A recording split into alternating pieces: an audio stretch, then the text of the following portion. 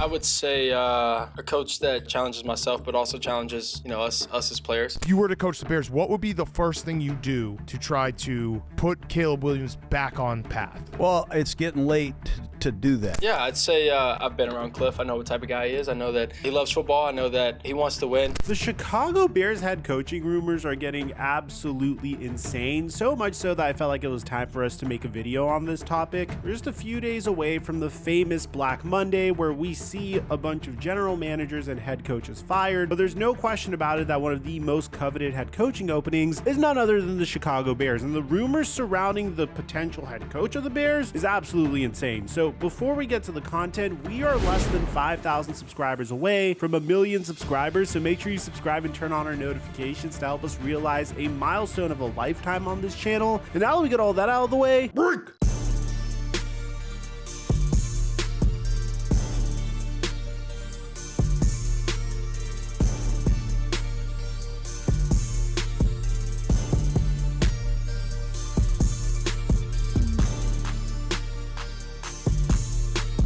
PrizePicks' new feature has been making us so much money. We've been having a lot of success on PrizePicks, and now they finally launched live squares, meaning that squares will update in real time on the app in the middle of a game. So if you see a player is being locked up on defense, you can take a lower square. Or if a player is on track for a generational game, you can take his higher square in the middle of the game. If you haven't signed up for PrizePicks, make sure you use my promo code Mikerophone to get $50 when you make a $5 play to take advantage of this brand new feature. We've been dominating with our NBA and NFL picks, and I post them for free on my Instagram at @FlightMike and Snapchat FlightMikeSnap. And thank you, PrizePicks, for the sponsor. Mic check 1 2 1 2. What's going on, everybody? The Chicago Bears have been one of the most disappointing teams in the NFL this season. A team that had the unique opportunity to put one of the most transcendent prospects in NFL history in one of the greatest situations in NFL history, and a team that many fans pegged as a potential Super Bowl contender, or at the very minimum, the winner of the NFC North. Alas, that never came to be. The Chicago Bears have lost their last 10 games. They're currently 4-12. They fired their head coach Matt Eberflus in the middle of the season, and they're more known for the embarrassment that they've suffered on national TV as opposed to their great play from their quarterback Caleb Williams. After an offseason that saw this team trade for Keenan Allen and sign DeAndre Swift, draft Rome Odunze and Caleb Williams, after being praised for fleecing the Carolina Panthers in the DJ Moore trade about 2 years ago, this team has reached a brand new low, and now fans are wondering whether or not Ryan Poles would even have a job. When the Chicago Bears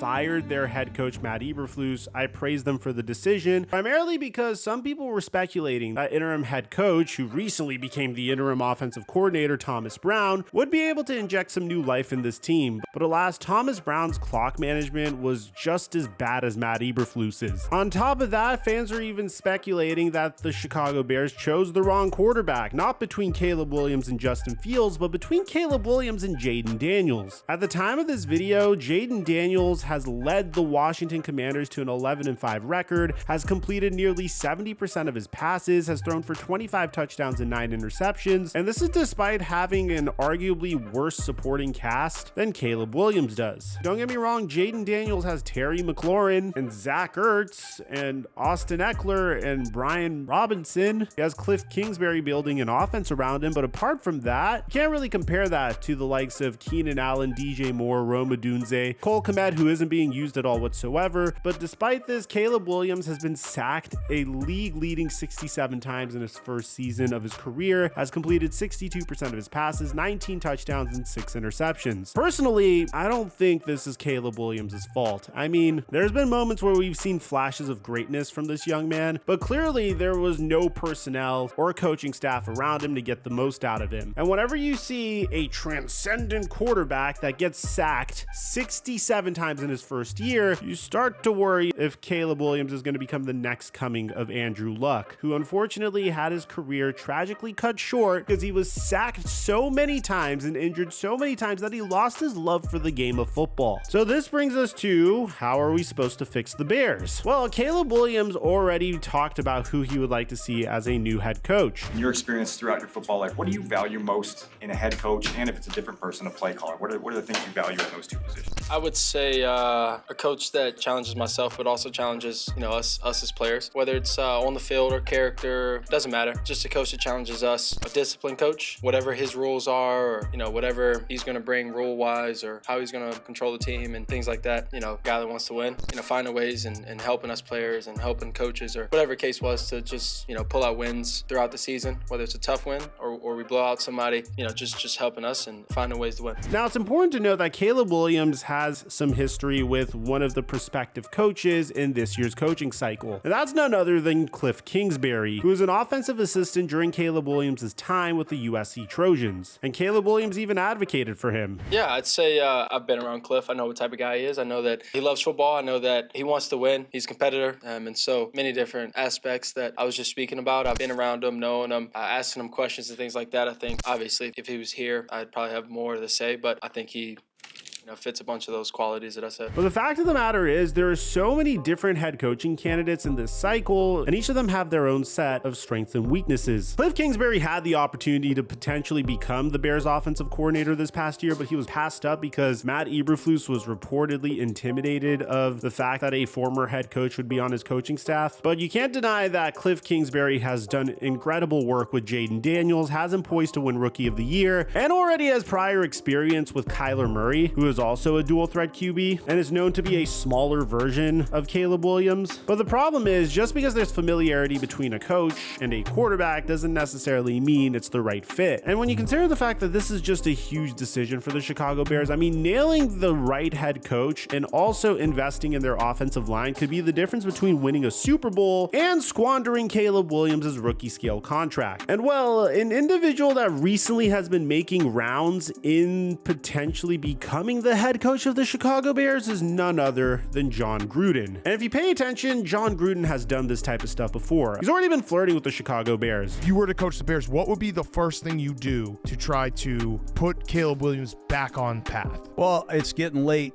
to do that. I'm saying more for next year. I think the big thing you do is you have a private meeting with the guys you deem as your leaders. The defensive leadership, the offensive leadership, the 8 or 9 Chicago Bears that you're really saying this is the heart and soul of our football team. And we're going to get behind this quarterback, and we got to spread that news downstairs and publicly. But we got to make this guy a great player. He is going to be a hell of a player unless we screw it up. You've had a lot of guys come through here, but this guy's a unique talent. And right now, he needs support, man. And he needs it the most from his coach and the blue chip leaders that we have on the team. Now, I don't know what kind of leadership they have on this Bear football team. I think they're all searching for an identity, but we better figure it out. This is our guy right here. And we got to get him to hand the ball off to Swift, play good defense, win a couple ugly games. But you got to get excited about Caleb Williams and keep putting your arm around this guy and challenging him and helping him get through it. Now, for those of you guys that aren't familiar with Jon Gruden, he is probably one of the most well-marketed head coaches in NFL history. This is a guy that has incredible sound bites of him on social media, whether it's from his time as an assistant in the mid-90s, coaching up one of the most dynamic quarterback talents in Randall Cunningham on the Philadelphia Eagles, or if it's him chewing out Chris Sims for not remembering a play call, or just from his time when he wasn't a head coach, when he would bring in prospective quarterback prospects in his Gruden's QB Camp series. The thing that's very unique about Jon Gruden is he was really able to capitalize off of one Super Bowl victory that was a little sketchy, and we have our own separate video on that. We'll leave it in the end screen. And he really rode this Super Bowl and one of the most charismatic personalities in all of football to a lot of success. I mean, he won the Super Bowl in 2002. Following that, he made it to the wild card game twice with the Buccaneers, and then he was out of the league in 2008. And throughout the next 10 years, as he was in the broadcast booth, his agency would consistently leak out the fact that he was considering a return to coaching, and he could be had for the right price. Eventually, the Oakland Raiders made him an offer that he just simply couldn't refuse, a 10-year, $100 million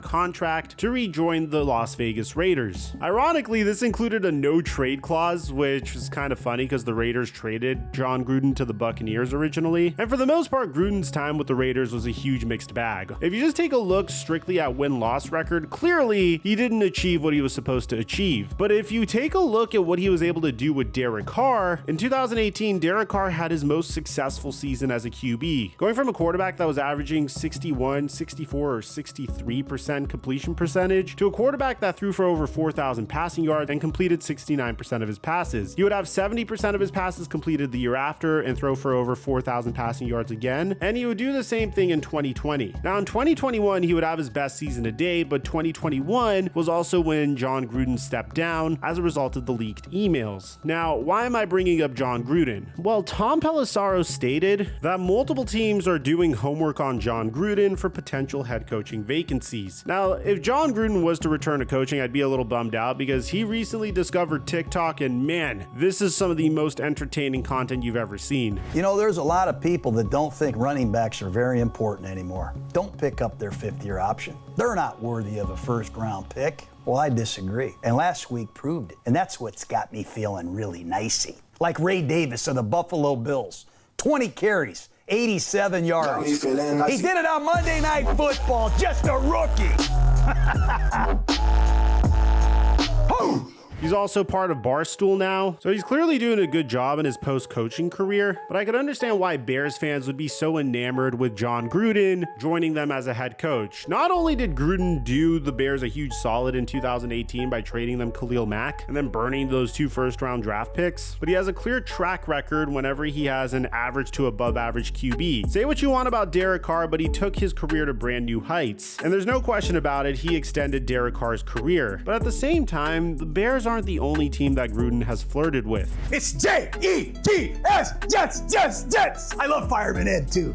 And I would be remiss if I didn't say that Jon Gruden could potentially be putting his name out there in coaching rumors just to drive up his price to get a huge broadcasting job once again. So that being said, who are the top contenders to potentially become the next head coach of the Chicago Bears? Well, there's no question about it, the number one head coaching candidate that you could potentially pursue in this offseason is none other than Ben Johnson. Ben Johnson has been instrumental in taking the Lions offense to new heights. I mean, I don't think you see any other offensive coordinator drawing up passing plays for his offensive linemen. He's 38 years old. He comes from the Dan Campbell coaching tree, and he's had the Detroit Lions as one of the top offenses for the past 2.5 years, and that's not easy to do in the NFL. But let's say Ben Johnson once again demands way too much money, just like he did with the Washington Commanders. Then who would be the best candidate to potentially coach the Bears? It really depends on which path the Bears want to go down. Do they want to get an established head coach that got fired even though you shouldn't have? A coach like Pete Carroll, for instance, comes to mind. I personally don't know if Pete Carroll would be the answer in this particular instance, and although he has a significant amount of energy, I just don't know if he's an attractive candidate, primarily because he's 73 years old, he's a defensive-minded head coach, and typically the trend in the NFL in terms of coaching is to try to hire someone in his late 30s or early 40s who's an offensive-minded coach, but Pete Carroll has had a lot of success in the NFL with the Legion of Boom and Russell Wilson, and that could potentially get him this gig. The Bears have already stated that they're interested in interviewing Pete Carroll. Apart from that, Mike Vrabel comes to mind, a coach that I truly don't believe should have been fired by the Tennessee Titans and would probably still be coaching in the NFL if A.J. Brown wasn't traded by the Tennessee Titans to the Philadelphia Eagles for peanuts. Vrabel took the Titans to the postseason 3 times in 6 seasons. He comes from the Bill Belichick coaching tree, and he's one of the few individuals that actually succeeded as an individual that is somewhat correlated to Bill Belichick, primarily because he played for him and didn't coach under him. But apart from that, let's say Ben Johnson asks for way too much money and you want that young hotshot offensive coordinator. My favorite in this instance would be none other than Joe Brady. Brady is currently the offensive coordinator of the Buffalo Bills, and his impact on the Buffalo Bills has been significant, primarily because if you remember last year, the Buffalo Bills struggled mightily under Ken Dorsey. Once they fired Ken Dorsey and integrated James Cook more into the offense, it took the Bills to a brand new level, and it took Stephon Diggs down a few levels. But the Buffalo Bills have been one of the best offensive teams in the NFL, and they've been significantly less dependent on the pass. If you also take a look at Joe Brady's track record, it's really impressive. He was LSU's passing game coordinator in 2019, and if you're going to tell me, Mike, he was carried by Joe Burrow, Justin Jefferson, and Jamar Chase, that'd be fair. He didn't have the greatest tenure with the Carolina Panthers, but the Buffalo Bills job has shown us that if you give Joe Brady the right weapons, he can make magic happen. He's only 35 years old, he's offensive offensive minded, and I think he'd be a huge upgrade for the Chicago Bears. At the end of the day, I don't think Thomas Brown is the right decision. He's currently winless during his time as interim head coach and hasn't displayed that he has the skills to take the Chicago Bears where they need to go. I think John Gruden is a cute rumor, but I don't believe it at all whatsoever. But let me know in the comment section down below, what do you guys think? Who should the Bears hire as their new head coach? I'd like to hear what you have to say. Aside from that, I'm your boy Mike, and I'm dropping our mic until our next upload.